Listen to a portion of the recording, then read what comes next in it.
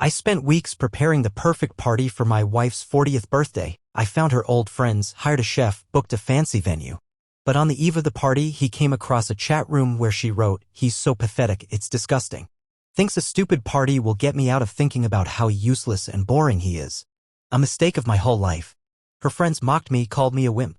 I closed my laptop and made a plan. She called 15 times yesterday begging me to take it all back.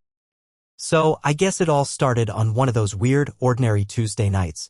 Clara, my wife of 41, and I, Edward, 39, were grabbing some takeout tacos after her yoga class. She was glued to her phone while I placed the order, barely looking up. Then, out of nowhere, she muttered, "Some people just get so hyped over milestone birthdays. It's almost embarrassing." I thought she was talking about her friend's husband who rented a karaoke bus for his wife's birthday, so I laughed it off. But something about her tone felt off. A little too sharp, even for her. Clara had always had this habit of making sarcastic comments about people who tried too hard, but recently it felt like I was the one constantly under her critical eye. Maybe I should have seen it coming. In hindsight, all the signs were there. I had been planning this surprise party for Clara's 41st birthday for months. I was trying to do something big, something she'd remember. I tracked down some of her old friends from her college badminton club. Not even on social media, so I had to go through her sister Julia, who thankfully helped out. I booked a private chef specializing in vegan cuisine because Clara had gone full on plant-based lately and she was picky as hell. I even took time off work, juggling the venue, a group chat with her family, making sure her schedule was free, all without her having the slightest clue. Honestly, I was proud of myself. I thought I was doing something amazing, something she'd love. But the closer the date got, the colder Clara seemed. She'd come home late, claiming she had work drinks or was catching up with her best friend Tina. But the moment she got back, she'd bury herself in her phone or tablet and barely acknowledge me. When she did speak, it was with little digs. "Did you remember to get oat milk? Or think you can manage dinner tonight without burning it?" Just enough to sting, but never enough to outright start a fight. Maybe I was being sensitive. Or maybe I was just too hopeful, too desperate to make her happy. Then she forgot our anniversary. First time ever. When I mentioned it, she just shrugged. "Oh, right? Sorry, I was busy." Busy. That one word stung more than I'd ever admit. Busy was how you described a schedule conflict, not how you explained forgetting the person you promised to love forever. I should have known something was wrong. But I kept pushing ahead with the party, telling myself it was just a rough patch. And then, the night before the party, everything shattered. I was in our bedroom working on a Spotify playlist for the party, carefully picking all her old favorite songs. Her laptop was open on the bed and notifications kept popping up in the corner of the screen. I wasn't trying to snoop, but one of them caught my eye. It had my name, Edward. Not even subtly hidden. Curiosity got the better of me. I clicked it. It was a group chat called The Real Ones: Clara, Tina, her college friend Aubrey, and a few other names I barely recognized. The messages were brutal. Clara was tearing me apart, not even in a venting way, just straight up roasting me. "He's so pathetic. Desperate. Trying so hard with the stupid party. He's a total doormat." Her friends piled on. Tina laughed about how I probably thought the party would fix everything. Aubrey said if he gives a speech, I'm going to die laughing. But the worst part? Clara didn't just join in, she led the charge. She called me boring, useless, a safe option she regretted choosing. Weeks of messages, all tearing me down. It wasn't just a few bad days. It was everything. Our whole relationship reduced to a cruel joke. My hands went numb. I stared at the screen, scrolling through her messages, feeling my stomach twist tighter with every new insult. They were mocking me, all of them. But it was her words that cut the deepest. I closed the laptop, stood up, and just walked downstairs. Clara was in the living room watching one of her trashy reality shows, laughing at some shallow drama on screen. She didn't even look up when I walked in. I stared at her for a long moment. At the woman I had tried so hard to love. The woman I thought I was planning an incredible surprise for. I thought I'd feel sadness, heartbreak, but all I felt was anger. Cold, sharp anger. I turned around, went back upstairs, and started canceling everything. The chef? Gone. The venue? Cancelled. Most of the deposit lost, but I didn't care. I texted Julia, told her to stand by for an explanation but not to get involved. I texted the guests, told them plans had changed. And then I sat there, staring at the wall, letting the reality sink in. This wasn't a rough patch. This was betrayal. But I wasn't going to be her doormat anymore. Not for one more second.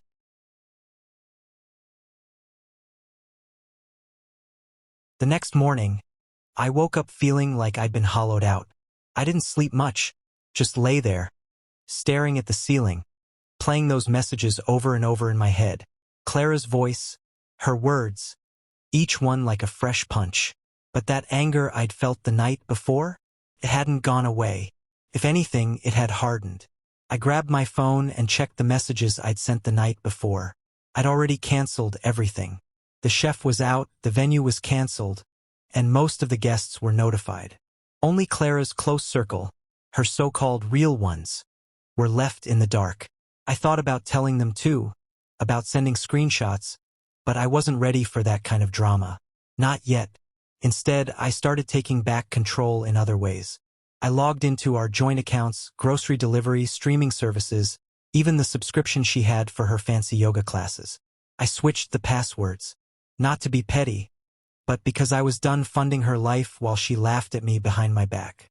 I called my sister, Julia, told her a bit more. She was stunned but supportive, promising not to get involved unless I needed her. Just say the word, she told me. For once, I didn't feel alone.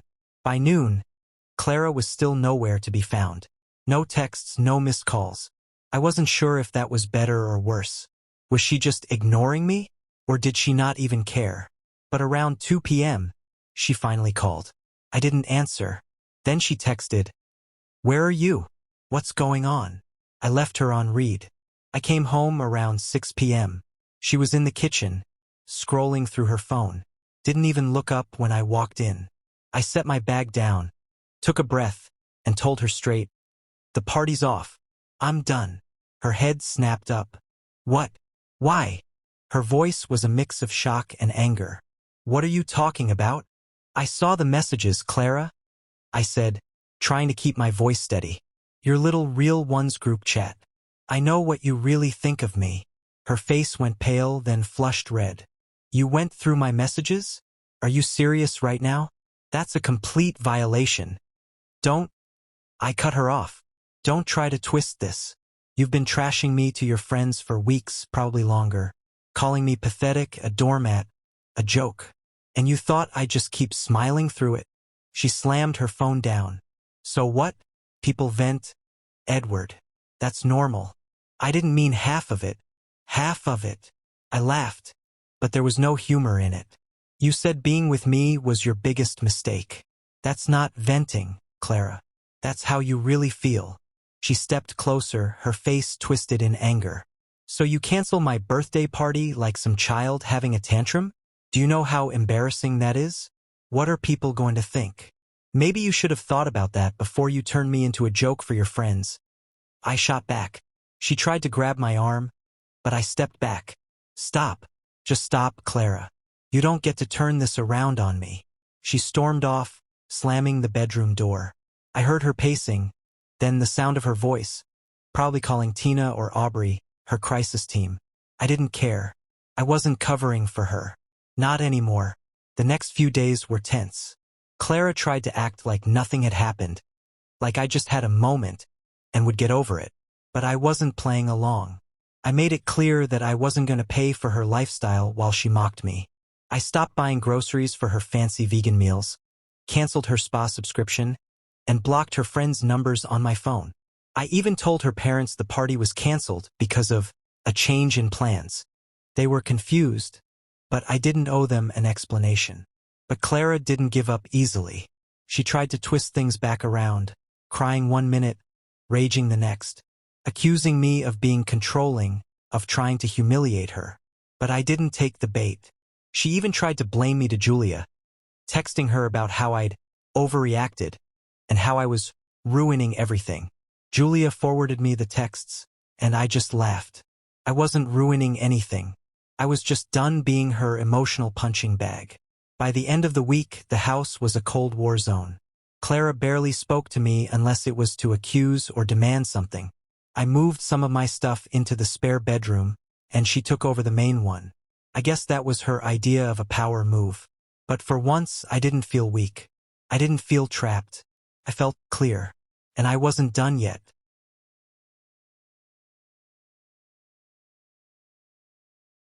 The days turned into a slow, grinding routine of silence and tension. Clara and I existed under the same roof, but it was like living with a stranger who wore the mask of my wife. We spoke only in clipped, transactional phrases. Pass the salt. Your package is on the porch. Nothing beyond the bare minimum.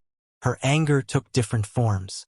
Some days, she would slam cabinets and stomp around, her frustration radiating off her like heat.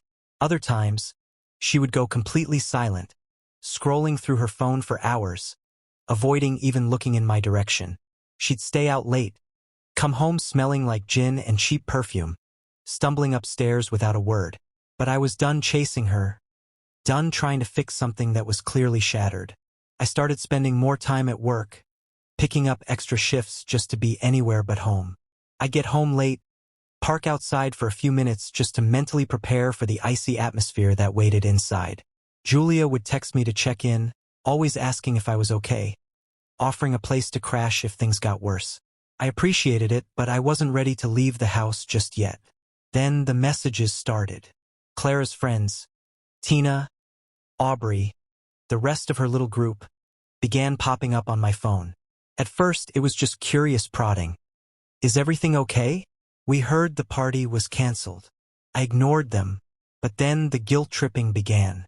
Tina messaged, "You know Clara's really struggling right now, right?"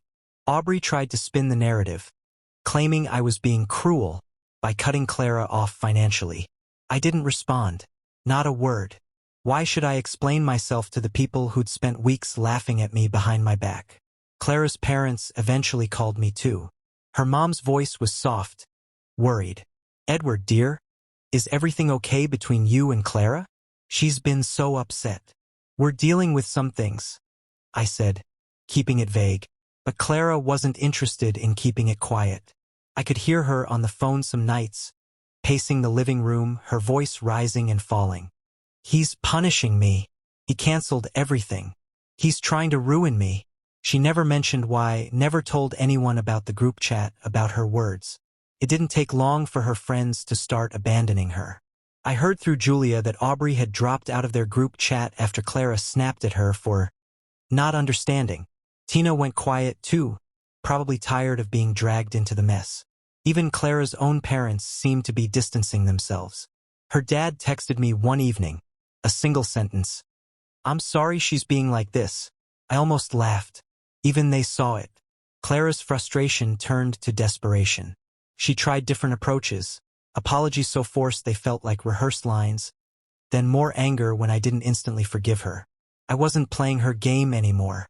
I spent more time outside of the house, even on weekends. Took up jogging again. Reconnected with some old friends who'd been asking where I'd disappeared. I felt lighter each time I stepped out, like I was rediscovering the world beyond the suffocating walls of our Cold War home. But Clara? She spiraled. She tried to organize a replacement party for herself, texting the same friends who had mocked me with her. But most of them either ignored her or made excuses. Even the venue she tried to rebook refused, still waiting for her payment for the first canceled reservation. It all came to a head one Saturday night. I was on the couch, flipping through channels, trying to find something to distract myself, when Clara stumbled in. Her makeup was smeared, eyes red and glassy. She reeked of alcohol. "This is your fault?" she slurred, leaning against the wall for balance. "You ruined everything. My friends, my family, all of it. You think you're so righteous, so strong now. But you're nothing without me." "I guess we'll see," I replied calmly, not even looking up. She threw a pillow at me, but it barely reached the coffee table. You think this makes you better? You're pathetic, Edward." I stood up, walked past her, and went upstairs. I heard her cursing under her breath, then the sound of her collapsing onto the couch. But I didn't turn back, didn't offer comfort, didn't care. I knew I was done, not just with the fight, but with her, with all of it.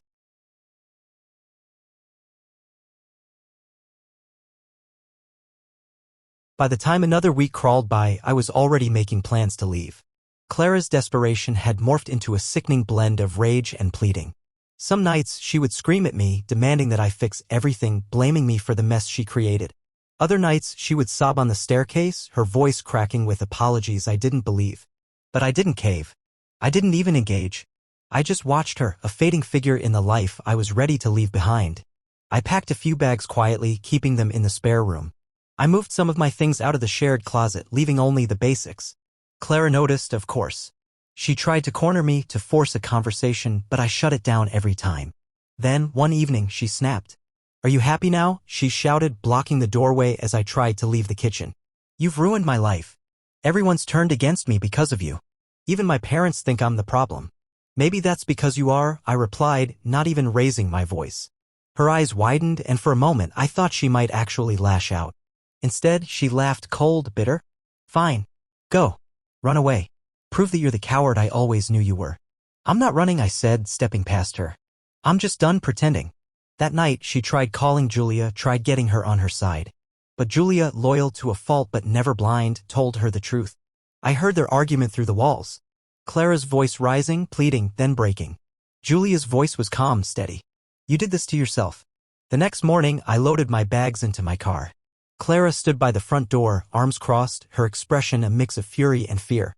"You can't just leave," she whispered. "You'll regret this." "I already do," I replied and walked past her. I drove to Julia's place first, just to let her know I was okay. She hugged me, didn't try to lecture me or guilt me, just understood. "You deserve better," she said simply. For the first time in weeks, I felt a weight lift off my chest. I found a temporary place, a small studio downtown. It wasn't much, but it was mine. My space. My choice. Clara's texts came in waves. At first, angry, "You're a coward. You'll come crawling back." Then desperate, "Please, Edward, just talk to me." "I'm sorry." Finally, they turned into nothing but silence. I heard through Julia that Clara tried to rally her old friends again, but most had grown tired of her drama. Even her parents had taken a step back, leaving her to figure things out on her own. One night, I got a call from Clara's father. "I'm sorry, Edward. I really am. We always thought you were too good for this." I didn't need an apology, but it felt good to hear it. A few weeks passed. I settled into a routine, work, jogging, meeting up with friends I hadn't seen in ages. I felt free, but not in the way I expected. It wasn't a rush of excitement. It was a quiet, steady peace. Clara's name became just another part of my past, a lesson I learned the hard way. I didn't hate her. I didn't even feel angry anymore. I just felt done. And I was ready for whatever came next.